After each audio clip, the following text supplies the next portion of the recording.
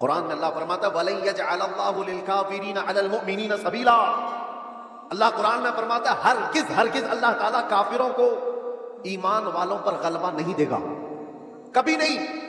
لن کا لفظ ہے نفی تاکید کے ساتھ، ہرگز اللہ تبارک و تعالیٰ کافروں کو ایمان والوں پر غلبہ نہیں دے گا۔ حضرت فرماتے مگر یہ کہ کسی کافر کی مدد مسلمان ہی کرے تو وہ کافر مسلمان کے راستے سے دوسرے مسلمان پر غلبہ کرے گا۔ بات سمجھ میں آ رہی ہے؟ ایک مسلمان کو ذریعہ بنا کر کے ہی دوسرا کوئی تمہارے گھر پر حملہ کرے گا۔ آج کے حالات پر میں جو بات کر رہا ہوں سنو میرے عزیزو، بہت سارے مسلمان اپنا فیوچر آج بنا نہیں پا رہے ہیں، ان کو پتہ ہی نہیں ہے کس کے ساتھ جانا ہے اور کس کا ساتھ دینا ہے۔ حالات ایسے ہیں کہ کسی اور مسلمان کو گرانے کے لیے ایک مسلمان کسی کافر و مشرک کی مدد پر بھی راضی ہو جاتا ہے۔ یہی میں بتا رہا ہوں کہ کبھی تمہیں کوئی قوم مغلوب نہیں کر سکتی جب تک کہ تمہارے اندر کے غدار تمہیں مغلوب نہ کرے۔ جب تک ہمارے درمیان موجود جماعت کے منافقین ہمارے خلاف نہ کھڑے ہوں تب تک کوئی قوم ہمیں ڈائریکٹ نہیں گرا سکتی۔ ابھی 1 مہینے پہلے کی بات میں بتاؤں، اور سینئر آفیسر نے مجھ سے کہا کہ مولانا آپ ڈرتے کیوں ہیں؟ آپ کی قوم کو کوئی بھی ہرا نہیں سکتا، یہ ہم جانتے ہیں۔ یہ میں سنتا تھا پہلے، لیکن ڈائریکٹ سنا آپ کی قوم کو کوئی کچھ نہیں کر سکتا، آپ کی قوم ہی آپ کی قوم کو برباد کرتی ہے، باقی کوئی نہیں کر سکتا۔ آج بھی دوسروں کو اس بات کا یقین ہے کہ ہمیں کوئی بھی غلبہ حاصل کر کے گرا نہیں پاتا جب تک کہ ہمارا اندر کا منافق اس کا ساتھ نہیں دیتا۔ یہ غداروں کی جماعت، یہ منافقین کی جماعت، میں جانتا ہوں سیفی صاحب یہاں موجود ہیں، میں آپ سے کہہ رہا ہوں کہ اس وقت کیفیت کیا ہوتی ہوگی۔ یہ اسٹیج پہ موجود سارے علماء، ہماری برادری، علماء برادری، ہم گرفتار ہو کر کے 200 لوگوں کے درمیان ہیں، پہرے داری میں کوئی کسر نہیں چھوڑی جا رہی ہے، کوئی کسر نہیں چھوڑی جا رہی، سارے ارد گرد ہمارے اطراف کرسیاں لگا کر بیٹھے اور سوالات پہ سوالات، سوالات پہ سوالات۔ اور اس وقت انویسٹیگیشن کرنے والوں کو کچھ لوگوں کے میسیجز آتے ہیں اور کہتے ہیں یہ مولانا سے یہ بھی پوچھو، یہ بھی پوچھو۔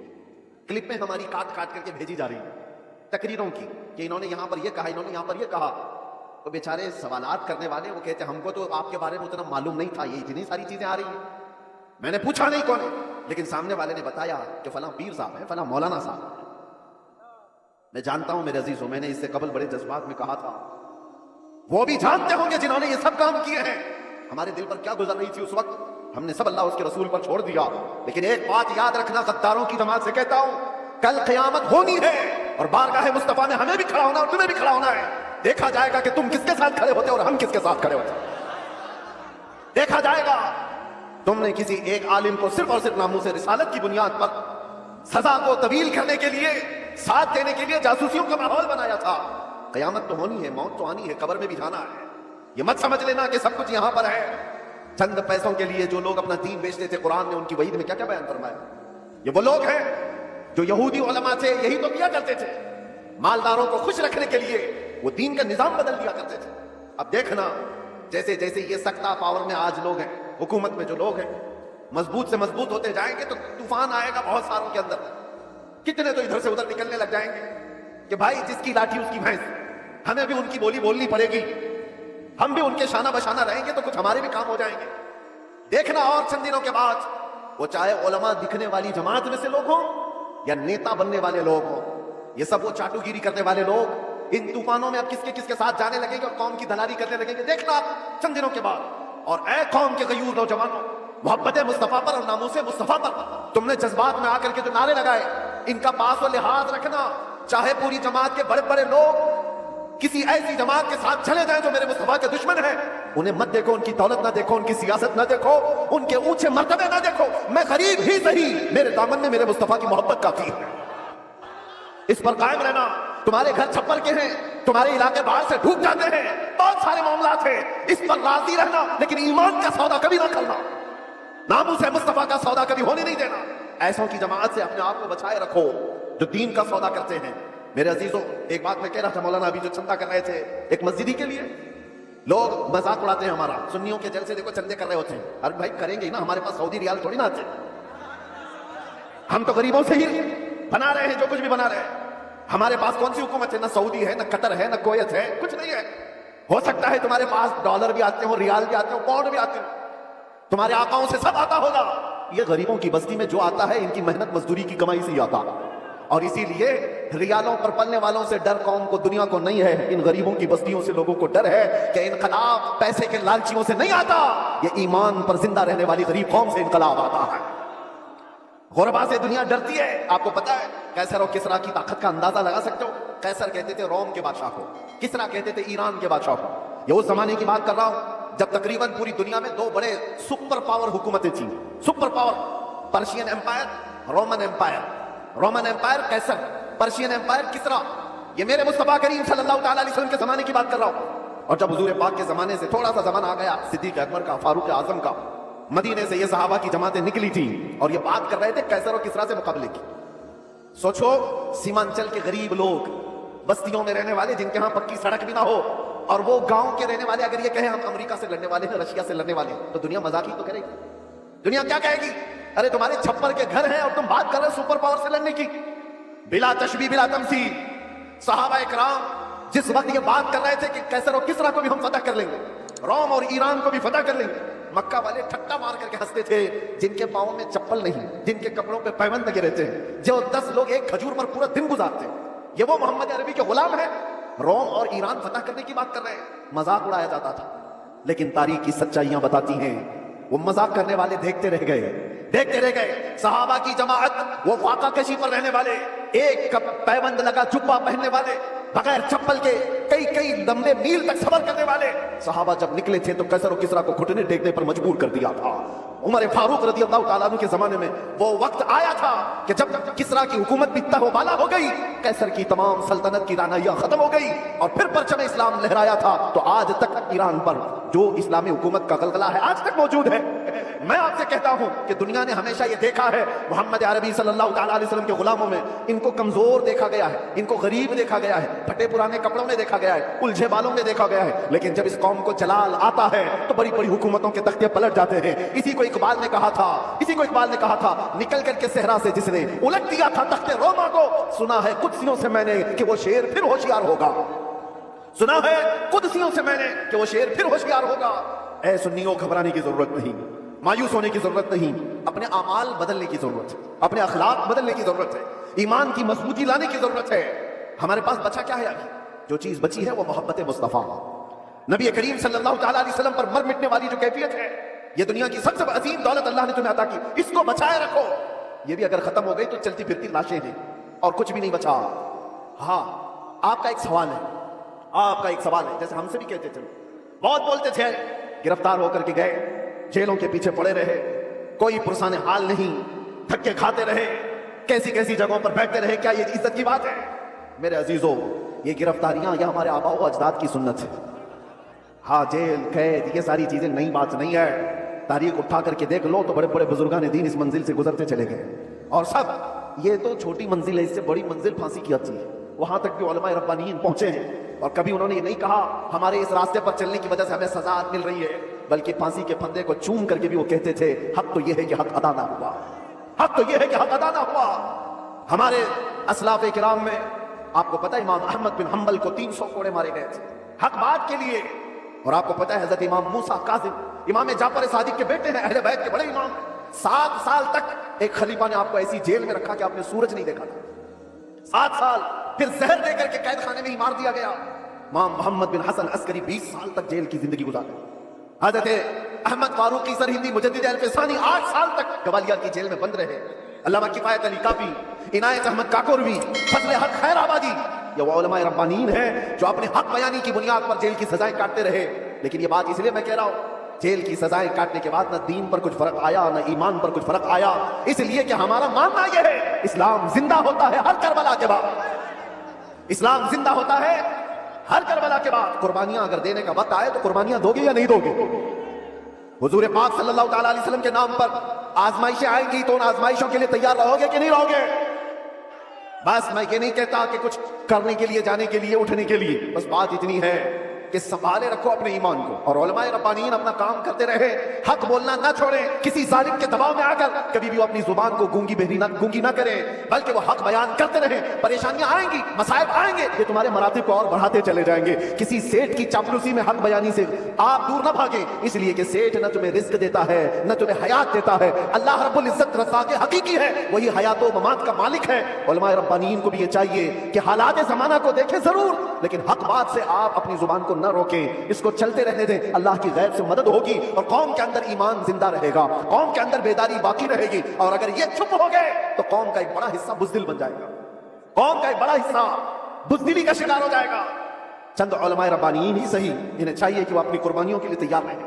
ہم نے روٹیاں بہت کھائی ہیں حضور کے نام پر، جلسے بہت کر لیے ہیں، لوگ علماء کو آج جو نوازتے ہیں، چاہے وہ ایک نذرانے کا چھوٹا سا لفافہ ہی کیوں نہ ہو، یہ نہ سمجھیں کہ آپ کی ٹوپی داڑھی کی وجہ سے، بلکہ مصطفیٰ کریم کی نسبت کی وجہ سے ساری قوم آپ کو نائب رسول سمجھتی ہے۔ حضور کے نام پر ہمیں مل رہا ہے، کھا رہے ہیں، آپ نیچے بیٹھے ہم اوپر بیٹھے ہیں، یہ اوپر بیٹھنا بھی میرے حضور کی نسبت کی وجہ سے، یہ ممبر علماء کو جو دیا جاتا ہے اس لیے کہ نبی پاک کے نائب ہے، اور جب حضور پاک کی بات آئے تو آئیں کائیں نہ کیا کریں۔ علماء کو چاہیے کہ وہ اپنا حق ادا کریں، اپنا حق ادا کریں۔ اور ہم نے دیکھا ہے چند وہ لوگ مصلحت اور حکمت کی بات کرتے ہوئے ہمیں ڈراتے ہیں۔ میرے عزیزوں، مصلحت اپنی جگہ پر، حکمت اپنی جگہ پر۔ کیا امام حسین کو مصلحت نہیں معلوم تھی؟ کربلا میں جانے کے وقت ان کو حکمتیں نہیں معلوم تھی جو 72 لوگ اپنے خاندان کے لے کر شہید ہو گئے؟ دین پر کبھی ایسے معاملات آئے تو میرے عزیزوں، علماء کا سب سے پہلا یہ نمبر ہے کہ قوم، آپ ایک قدم بڑھاتے ہیں تو یہ 100 قدم آگے بڑھنے کو تیار ہے۔ آپ کو صرف ایک زبان کہنے کی دیر ہے، قوم تو بیچاری بے پناہ محبتوں کے ساتھ جان دینے کے لیے بھی قربان۔ میں اکثر ایک بات کہا کرتا ہوں، آج سے 4 سال پہلے میں نے دلی میں اس پاکھنڈی کو جو مباہلے کا چیلنج کیا تھا، اور آپ کو پتا ہے ہمارا اعلان پوری دنیا بھر میں پھیلا تھا کہ ہم آگ میں کودنے جا رہے ہیں، لیکن اس وقت ممبئی کا ایک نوجوان میرے پاس آ کر کہا تھا، جو کوئی عمل نہیں دکھتا شکل سے، ہاں داڑھی میں بھی ڈیزائن، سر میں بھی ڈیزائن، پھٹی جینز پہنا ہوا، اس نے کہا تھا کہ حضرت مفتی صاحب میں نے سنا ہے آپ کا اعلان، آپ دلی جا رہے ہیں آگ میں کودنے۔ میں نے کہا آپ کو کیا ہے اس سے؟ اس نے کہا آپ جب بھی جانا ہو تو مجھے لے جائیں، پہلے میں کودوں گا۔ چہرہ دیکھو، حلیہ دیکھو پورا۔ میں یہ کہتا ہوں علماء ربانیین سے، ہمیں صرف کہنے کی دیر ہے، سارا محاذ کون سنبھالے گی؟ سارا محاذ ہم نے صرف اعلان کیا تھا، بچہ بچہ تیار کھڑا تھا۔ یہ جذبہ ہے محبت مصطفیٰ کی بنیاد پر۔ اس دن میرے آنکھوں میں آنسو آ گئے تھے اس نوجوان کو دیکھ کر۔ اس نے کہا تھا میں مسجد میں زیادہ آتا نہیں ہوں، آپ کے قریب آیا نہیں زیادہ، لیکن اتنی بات ہے کہ حضور سے محبت ضرور کرتا ہوں، اور جب ان کی بات آئی ہے تو جان بھی دے سکتا ہوں۔ میں آپ کو بتاؤں، اسی نوجوان کو دیکھ کر آنکھوں میں آنسو آئے۔ بارگاہ مصطفیٰ میں نے عرض کیا تھا، یا رسول اللہ آپ کی یہ امت گنہگار ہو گئی، غدار نہیں ہے، غدار نہیں ہے، غداری نہیں کرتی۔ تو میرے عزیزوں، اسی چیز کو میں کہتا ہوں، تھوڑی سی لو دینے کی ضرورت ہے۔ علماء ربانیین حق بیان کریں، قوم کو صحیح سلیقے سے چلنے کا ان کو نشانہ دیا کریں، پھر دیکھیں انقلاب آئے گا، ضرور آئے گا۔ ہمیں آج یہ پتہ ہی نہیں ہے کس کے ساتھ جانا ہے، کس کے ساتھ بیٹھنا ہے، کس کے ساتھ اٹھنا ہے، جو دیکھا اس کی طرف چل پڑے۔ ایسا نہیں ہوتا۔ امت مصطفیٰ تم خیر امت ہو، ہر کوئی تمہارا آئیڈیل نہیں بن سکتا، ہر کوئی تمہارا رول ماڈل نہیں بن سکتا۔ تمہارا رول ماڈل خالد بن ولید ہو سکتا، تمہارا آئیڈیل صلاح الدین ایوبی ہو سکتا ہے۔ ایرے غیرے نتھو کھیرے کو دیکھو گے تو بزدلی تو آئے گی۔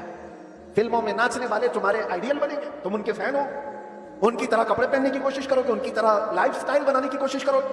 یاد رکھو وہ جہنم میں جائیں گے تو ساتھ تمہیں بھی لے کر جائیں گے۔ ہاں، لائف سٹائل بنانا ہے تو میرے مصطفیٰ کے غلاموں کی لائف سٹائل بنانا۔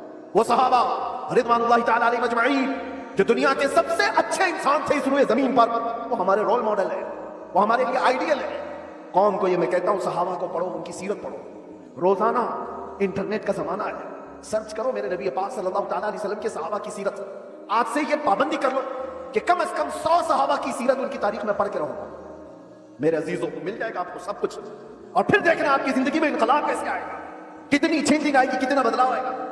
24 گھنٹے میں 18 گھنٹے تو فیس بک کے ریلز وغیرہ دیکھنے میں گزار دیتے ہو، انسٹا کے ریلز دیکھنے میں گزار دیتے ہو، فیس بک کے ویڈیوز دیکھتے ہوئے یوٹیوب میں مگن رہ جاتے ہو۔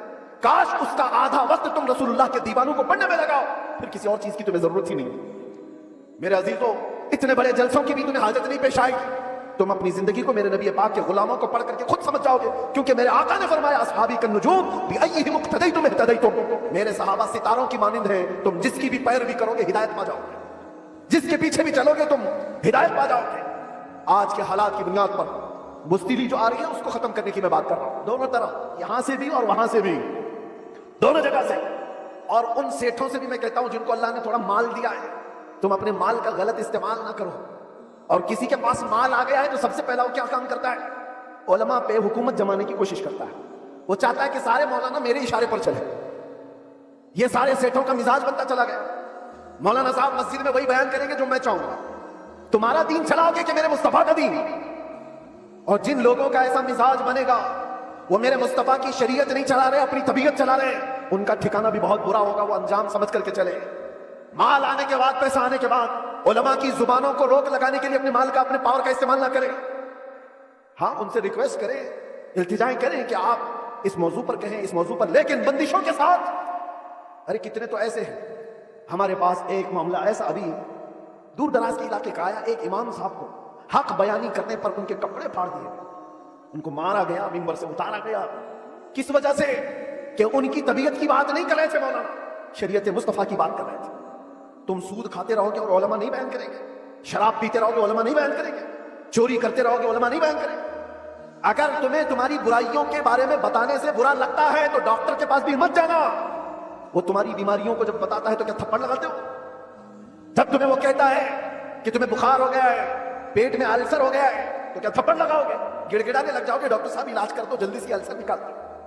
یہی کام جب علماء تمہارے ساتھ کرے، روحانی بیماریاں تمہیں لگی ہیں تو تمہارے دل میں رقت طاری ہو جانا چاہیے اور سوچنا چاہیے، آؤ ان کے پاس، کہو کہ ہمیں ان بیماریوں سے آزاد کرو، ان گناہوں سے، ان بیماریوں سے، ان بلاؤں سے ہمیں آزاد کراؤ۔ لیکن الٹا ہے، پیسوں کا زور ایسا کہ علماء کی داڑیاں کھینچ لی، ان کے جبے کھینچ لیے، ان کی عزتوں پر انگلیاں اٹھانے لگے۔ یہ مزاج بدلو میرے عزیزوں۔ اور آج جلسوں کے سلسلے میں ایک اور بات میں کہہ کے جا رہا ہوں، انتظامیہ جتنے جلسے کرتے ہیں، باہر سے آنے والے شاعر، باہر سے آنے والے مکرر، یہ سارے اپنی جگہ پر، تم اپنی مسجد کے امام کو اگر خوش نہیں رکھ سکتے تو ان جلسوں کو کیا حاصل ہے؟ ان جلسوں کا کیا حاصل ہے؟ لاکھوں روپے جمع کرتے ہو اور یہ سب پہ خرچہ کرتے ہو، مسجد کا امام 5000 کے لیے ترس جاتا ہے، محلے کے امام کو سمجھتے ہو کہ یہ تو گھر کی مرغی ہے، دال برابر، اس کو تو چلایا جا سکتا ہے، وہ تمہارے ساتھ سال کے پورے دن رہ رہا ہے، ہم تو آدھا گھنٹہ 1 گھنٹہ آ کر کے جا رہے ہیں، جو سال بھر تمہارے ساتھ خدمتیں کر رہا ہے اس کا دل زیادہ خوش رکھو۔ اگر وہ متحرک نہیں ہوتا تو تمہارے پاس دین کا مزاج آتا کہاں سے؟ تمہارے بچے قرآن پڑھتے کیسے؟ اگر وہ محنت نہ کرے تو الف سے با تک رہا ہے بچوں کو، تو پھر سب سے پہلا حق ہے اس کا یہ مزاج بھی بہار ہو کہ کہیں پر بھی ہو۔ میں یہ دینا چاہتا ہوں، ہم نذرانے کے لیے نہیں آتے، ایک بات یاد رکھیں کان کھول کر کے، بہت سارے لوگوں نے بنا رکھا ہوگا، میں آج اعلاناً یہ کہتا ہوں، ہمارے نام پر کوئی دلالی نہ کرے، ہمارا کوئی ایجنٹ نہیں ہے جلسوں کے لیے۔ ہم تاریخ کے لیے بہت سارے لوگ فون کرتے ہیں، اور کتنی ہمارے پاس ایسی خبریں آئی کہ فلاں نے تاریخ دلانے کے نام پر 50,000 لے لیے، 1 لاکھ لے لیے۔ قوم سے میں کہتا ہوں کسی کو 1 روپیہ بھی دینے کی ضرورت نہیں، اللہ رب العزت نے ہمیں جتنا عطا کیا وہ بہت ہے، بہت ہے۔ میں نے جلسوں کو کبھی بھی ذریعہ معاش نہیں بنایا ہے، اللہ شاہد ہے، اللہ شاہد ہے، کسی بھی جگہ ہم نے کبھی کوئی ڈیمانڈ نہیں کیا۔ ہاں، خوشیوں کے ساتھ، محبتوں کے ساتھ لوگوں نے جو دیا رکھ لیا، الگ بات ہے، کبھی کسی سے تقاضا کیا ہو تو میرے سامنے کھڑا ہو کر کے بتا دے، کبھی نہیں۔ یہ بات اس لیے کر رہا ہوں کہ اللہ تبارک و تعالیٰ نے جو عطا کیا وہ بہت ہے، ہم اپنے پیسے سے سفر کا خرچہ بھی نکال سکتے ہیں اور آ کر کے بغیر کسی چیز کے جا بھی سکتے ہیں، ہمیں کسی چیز کی حاجت نہیں۔ لیکن آج سے میں کہتا ہوں مقامی علماء کو پہلے خوش رکھو، اگر وہ خوش رہے تو دین کا مزاج بنا رہے، اور اگر ان کو اس حالت میں رکھے ہو کہ ان کو دیکھو تو لگے کہ یتیم ہے، بے سہارا ہے، لاوارث ہے، کس نے ان کی حالت بنا رکھی ہے؟ یہ جیبوں پر لوگوں کی نظر کیوں ڈالنے لگ گئے؟ کیونکہ تم نے خوش نہیں رکھا، تنخواہوں میں کٹوتی ایسی کرتے چلے گئے کہ ان کو ایک ایک پائی کے لیے ترساتے رہ گئے۔ میں جانتا ہوں کئی امام ایسے ہیں جو مسجد کے دیے ہوئے چھوٹے سے گھر میں اپنی پوری زندگی گزار کر چلے گئے، مدرسے میں مختصر سی تنخواہ پر 40 سال پڑھاتے رہ گئے، یہ ساری خدمات ان کی اپنی جگہ پر۔ ہاں، کچھ لوگ اگر بگڑے ہوئے ہوں تو علماء سو ہو سکتے ہیں، میں ان کی وکالت نہیں کر رہا ہوں، قوم کا مزاج بدلنے کی بات کر رہا ہوں، قوم کا مزاج۔ ہمیں بلانے کی کوئی حاجت نہیں، ہم اپنی جگہ پر بیٹھے جہاں سے تقریر کریں گے پھیل جائے گی، آ جائے گی آپ تک۔ ممبئی میں کھڑے ہو کر کے جمعہ میں خطاب کرتے تو پوری دنیا میں پھیلتی ہے، آ جاتی ہے۔ ہم صرف اور صرف بڑے اصرار کی وجہ سے آ جاتے ہیں، ہم یہ نہیں چاہتے کہ آپ کا مال ضائع ہو، برباد ہو۔ آپ یہ سارے مال کا جو صحیح استعمال ہے وہ اہل سنت و جماعت کی مضبوطی کے لیے ہی پر لگاؤ۔ یہ کیا مزاج بنا رکھا ہے؟ بہت ساری فارمیلٹیز ہم دیکھ رہے ہیں، نعت خوانی بھی نوٹ خوانی کی طرح، جس کو دیکھو اس کو پیسوں کی طلب میں اگر نعت پڑی جاتی ہے تو وہ نعت نہیں رہتی ہے، مناعت نہیں، اس سے عشق مصطفیٰ